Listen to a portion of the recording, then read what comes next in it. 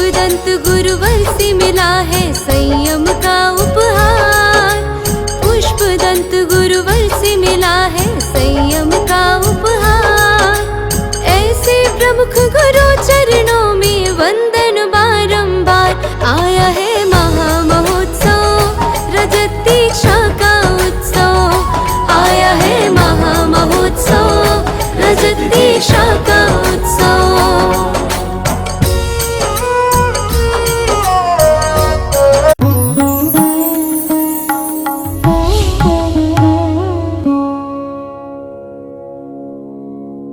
किसके लिए श्रृंगार कर रहे हो? आइटम बनकर जब बाहर निकलते हो ना, तो बाहर निकलने से लोगों के मन खराब होते हैं तुम्हारे सुंदर रूप को देखकर। तो आप विचार करना, उनके मन खराब करने में आपको ही पाप लगेगा, आपको ही दोष लगेगा।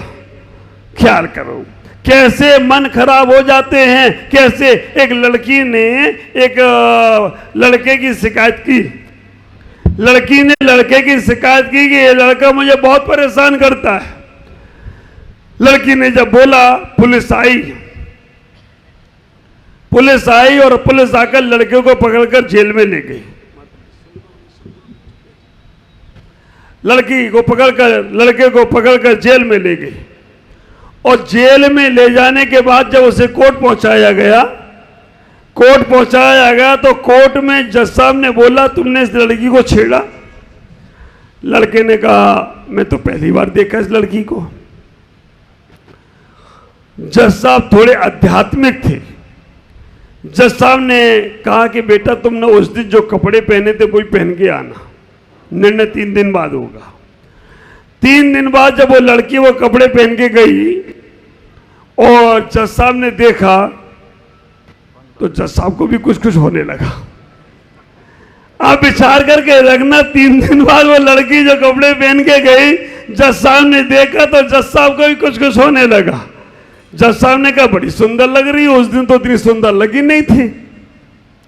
उस लड़की ने स्टाइल मारी कि हूं मैं सुंदर और मैं तो बस ऐसी रहती हूं। जज ने निर्णय लिया, लड़के को बाइज्जत बरी किया जाता है और उस लड़की को 6 महीने की कारागार की सजा सुनाई जाती है। इस लड़की ने मजबूर किया छिड़वाने को। ख्याल करना, एक होता छेड़ना और एक होता छिड़वाना।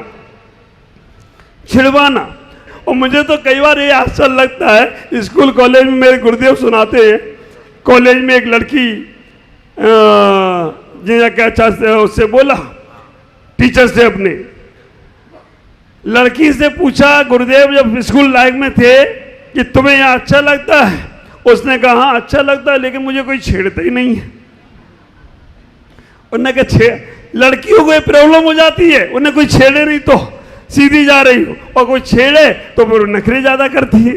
ख्याल करके रखना। लेकिन इन सब चीजों में हमें नहीं जाना है। हमें अपने बच्चों को पारदर्शी कपड़े नहीं पहनाना। आज अगर तुम्हारी बच्ची फटे कपड़े पहनती है, कहीं से जीन्स फट रहा है, कहीं से कुछ फट रहा है, कैसा भी, तो आप रोकिएगा उस बच्चों को। अगर नहीं रोकते हैं तो आप अपने बच्चों के दुश्मन हैं। बच्चे थोड़ी देर रोएंगे, लेकिन उसके बाद वो सावधान होंगे, अपनी संस्कृति को पहचानेंगे। ख्याल करना, हमने अपने बच्चों के साथ दुर्व्यवहार कर दिया। मंदिर में बच्चों को बोलो सर ढक के जाना चाहिए। हमें इतना ही विचार करना है, हमारे बच्चों के अंदर कैसे अच्छे संस्कार आए। हम टीवियों पर, पहले जब घर के लोग, परिवार के लोग टीवी देखते थे तो सामूहिक एक साथ बैठकर देखते थे, लेकिन आजकल सामूहिक बैठने का समय नहीं रहा। टीवी के अंदर क्या क्या परोसा जा रहा है, क्या क्या भोजन परोसा जा रहा है, आपको उन बच्चों के संस्कार कैसे होते। कई बार माता पिता बोलते हैं बच्चे से, बेटा कोई पिक्चर चल रही है, उसमें कोई गलत सीन आने वाला हो, माँ बाप को मालूम है, तो बच्चे बोलते, माँ बाप बोलते हैं बेटा थोड़ी देर बाद आना, जब घूमिया बाहर। लेकिन आजकल के बच्चे इतने होशियार हैं, वो मम्मी पापा से बोलते हैं, मम्मी पापा तुम्हारी देखने लायक नहीं है पिक्चर, तुम बाहर घूमो, हमारी देखने लायक है। ख्याल करके रखना, ये विकृतियां कहाँ से आ रही हैं? ये हमारी विकृतियां हमारे मोबाइल टीवी के माध्यम से परोसी जा रही हैं। मैं आपसे कहूँगा अगर अपने बच्चों को संस्कार करना है तो उन्हें गुरुओं के संस्कार दिलाओ, उन्हें धर्म के संस्कार दिलाओ। आज देखो हमारी एक कीर्ति बहन बैठी है यहाँ पर, एक बार उसकी माँ लेकर, दादी लेकर आई थी गुवाहाटी में पहली बार, और लाने के बाद क्या संस्कार उसके माँ के, पिता के, भाई के। आज वो बिंदास यहाँ अकेले रहकर अपने जीवन को धर्म में लगा रही है, गुरुओं के सानिध्य में लगा रही है, माता जियों की सेवा में लगा रही है। और होते ना, अरे घूमो घामो मौज मस्ती मनाओ, इधर उधर जाओ, ख्याल करना धर्म के संस्कार, गुरुओं के संस्कार अच्छे होते हैं तो बच्चे कभी भटकते नहीं हैं, वो बच्चे अपने माँ बाप का कहना मानते हैं। आज बड़ा अफसोस होता है मुझे उन बच्चों के ऊपर जिन माँ बाप ने पढ़ा लिखा कर इतना बड़ा किया, जिन माँ बाप ने अपने जीवन की सारी खुशियां अपने बच्चों के लिए न्यौछावर कर दी, बच्चों को पढ़ने के लिए स्कूल और कॉलेज पहुंचाया, बच्चे वहां जाकर अनैतिक संबंध बनाते हैं, अनैतिक बच्चों से उनकी जीवन का लाइफ पार्टनर बनाते हैं। और जब कोई अनैतिक बच्चे से या गलत धर्म के बच्चे से, गलत जाति के बच्चे से संबंध बना लेते हैं, एक दो लोग तो होते हैं जो धर्म से जुड़ जाते हैं, नहीं तो वो बच्चे वो बच्चियां अपना धर्म भी छोड़ देते हैं, माँ बाप को भी छोड़ देते हैं, गुरुओं को भी छोड़ देते हैं। क्यों नहीं? मुझे तो, और आज विचार करना डायलॉग भी कैसा मारते है ना, प्यार में धर्म बरम नहीं देखा जाता। ख्याल करना, माँ बाप की इज्जत को देखने का प्रयास करो।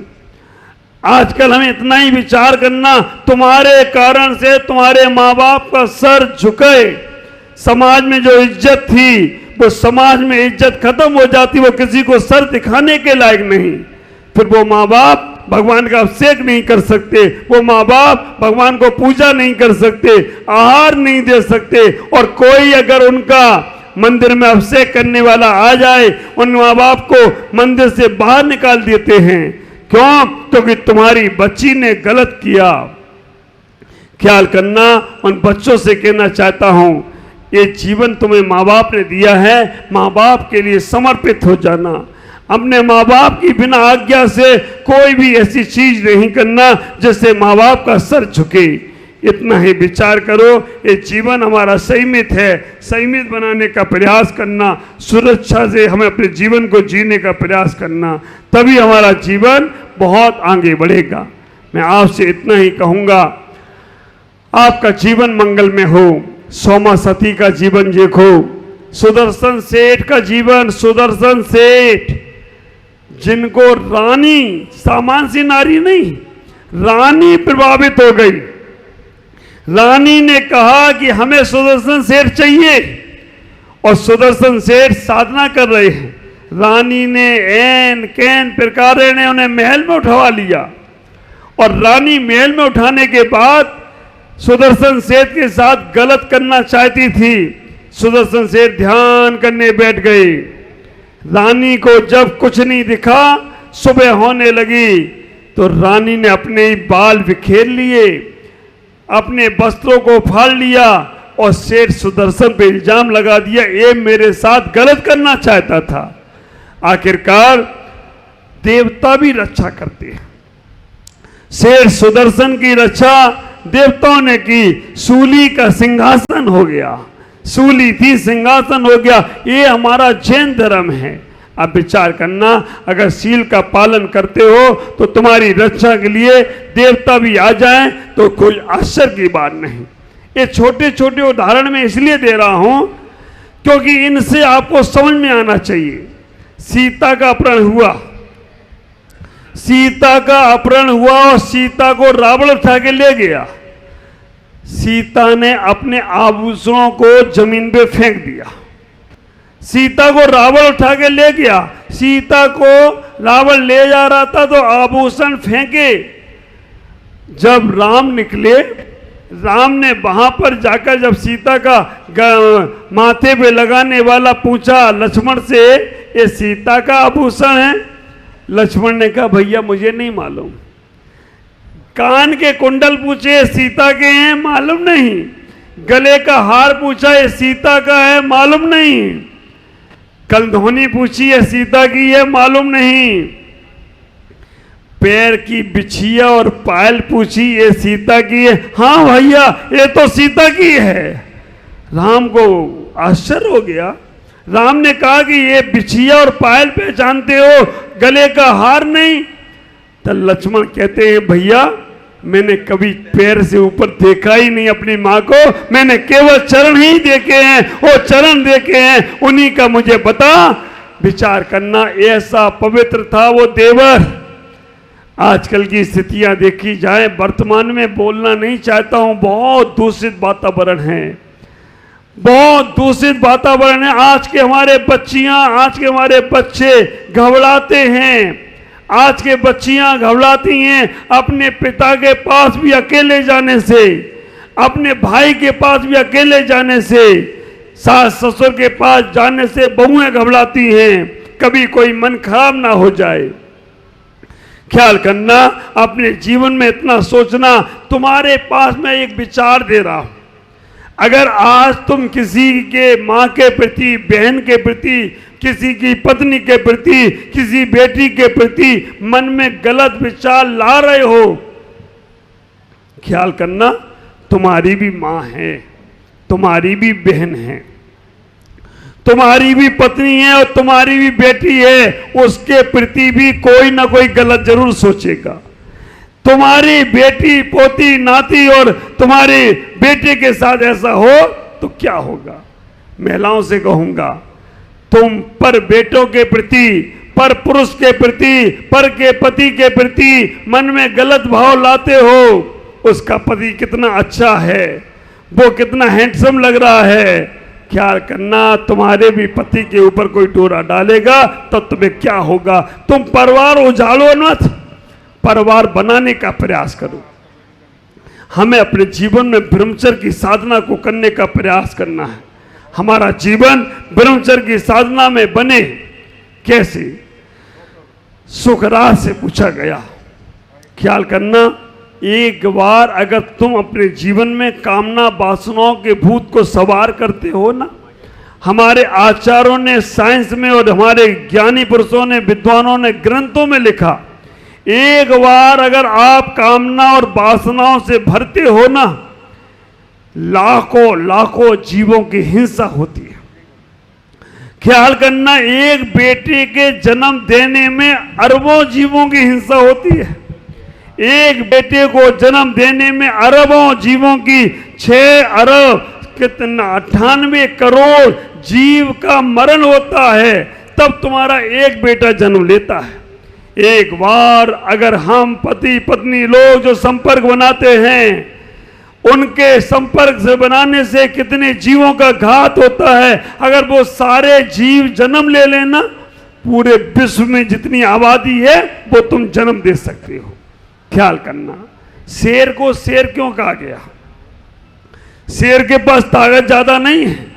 शेर को शेर इसलिए कहा गया क्योंकि शेर अपने साल में, जीवन काल में ब्रह्मचर्य की साधना करता है। एक बार या 2 बार ही संपर्क बनाता है, बार बार संपर्क नहीं बनाता है, इसलिए उसे शेर कहा जाता है, राजा कहा जाता है। ख्याल करना, हम लोगों को आज इन विकृतियों से बचना है। सुखराज से पूछा गया कि आदमी को अगर ब्रह्मचर्य की साधना जीवन जीना है तो कैसा? हमारे आचार्य आदि पुराण में भी कहते हैं, पुत्र की अपेक्षा से ही विवाह करना, शादी करना। पुत्र का जन्म हो जाए तो ब्रह्मचर्य व्रत ले लेना, पुत्र का विवाह हो जाए तो घर छोड़ देना, संन्यास ले लेना, ऐसा हमारा जिनागम कहता है। सुखराज से पूछा गया, सुखराज ने कहा, इस आदमी को पुत्र की अपेक्षा के लिए विवाह किया है तो एक बार ही संपर्क बनाना चाहिए। विचार करना, आखिरकार आदमी नहीं मानता है तो सुकरात कहते हैं कि आदमी को अपनी कब्र और कफन तैयार रखना, चाहे कैसा भी जीवन जिए। मैं आपसे कहूंगा, आप अपने जीवन की मर्यादा बनाएं। अष्टमी और 14 के दिन ब्रह्मचर्य का पालन जरूर करिएगा। बच्चों से मैं कहूंगा, मेरे प्यारे भोले बच्चों, जब तक तुम्हारा माँ बाप विवाह ना करें तब तक तुम किसी के साथ गलत संबंध नहीं बनाना, तब भी तुम्हारा ब्रह्मचर्य व्रत होगा। ब्रह्मचर्य व्रत का मतलब ये नहीं है खाना पीना छोड़ दें। ब्रह्मचर्य का मतलब है हम काय से, शरीर से गलत चीज नहीं करेंगे, गलत काम नहीं करेंगे। मन पे कंट्रोल नहीं हो सकता।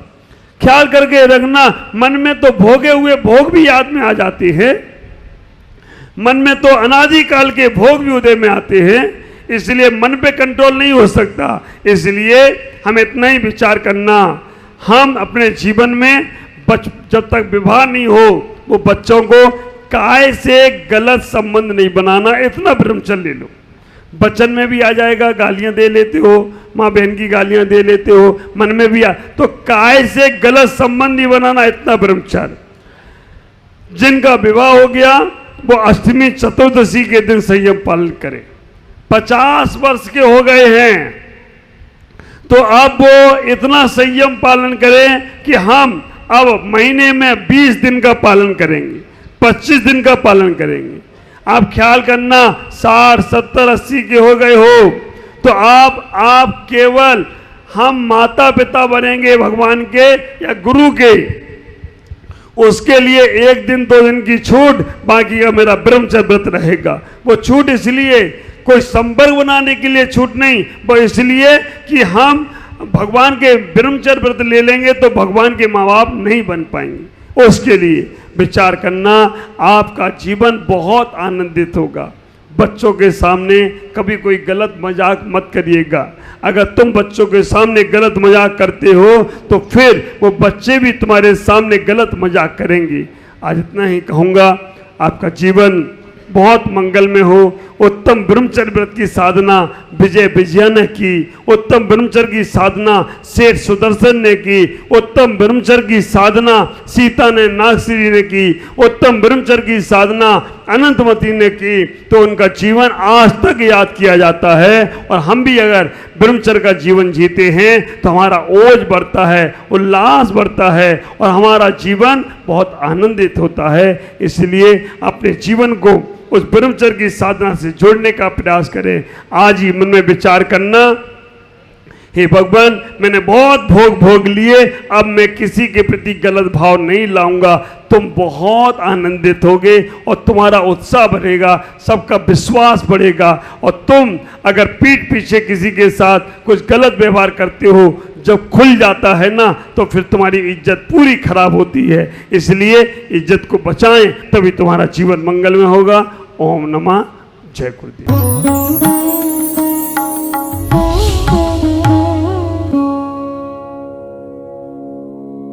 ज्ञान एवं संस्कार का अद्वितीय संगम, मुनि प्रमुख सागर जैन पब्लिक स्कूल उत्तर प्रदेश प्रांत के जिला इटावा की पुण्य भूमि कुनेरा में परम पूज्य पुष्पगिरी तीर्थ प्रणेता आचार्य श्री 108 पुष्पदंत सागर जी महाराज के मंगल आशीर्वाद एवं परम पूज्य भारत गौरव आचार्य श्री 108 प्रमुख सागर जी महाराज की पावन प्रेरणा से स्थापित मुनि प्रमुख सागर जैन पब्लिक स्कूल, जहां भावी पीढ़ी को न केवल लौकिक शिक्षा प्रदान की जा रही है बल्कि भारतीय संस्कृति और उत्तम संस्कार भी प्रदान किए जा रहे हैं। यही शिक्षा समाज में जागरूकता, नैतिकता और समता का भाव जागृत कर रही है, तो वहीं ये संस्थान भविष्य का मार्गदर्शक बनकर एक सशक्त समाज के निर्माण में सहायक सिद्ध हो रहा है। इसके अलावा कक्षा 8वीं तक की शिक्षा प्रदान करने वाले इस स्कूल में पूज्य गुरुवर की अनुमति से अब कक्षा 12वीं तक के विद्यार्थी भी लाभान्वित हो सकेंगे। अब ये विद्यालय कक्षा 8वीं से 12वीं तक प्रारंभ होने जा रहा है, अतः निर्माण कार्य के शीघ्र आरंभ हेतु सधर्मी बंधुजन अपना अपना धर्म योगदान देकर इस पुण्य कार्य में सहभागी बने और अनंत कालीन धर्म लाभ अर्जित करें। अधिक जानकारी एवं सहयोग हेतु संपर्क करें छुलक Shri Parmanand Sagar ji, Anand Baba, Shri Chhavi Sethi, Dimapur, mobile number 9436003664, Shri Rajesh Elani, Dimapur, mobile number 9346666666, Sangeeta Jain, Etawah, mobile number 9897795058, Shri Mithun Jain, Etawah, mobile number 7300726318 एवं 9411989700। बैंक डिटेल्स, बैंक का नाम बंधन बैंक, खाता संख्या 1022000485 32568, IFSC कोड BDBL 0002-101। खाता नाम श्री दिगंबर जैन आचार्य प्रमुख सागर सेवा ट्रस्ट।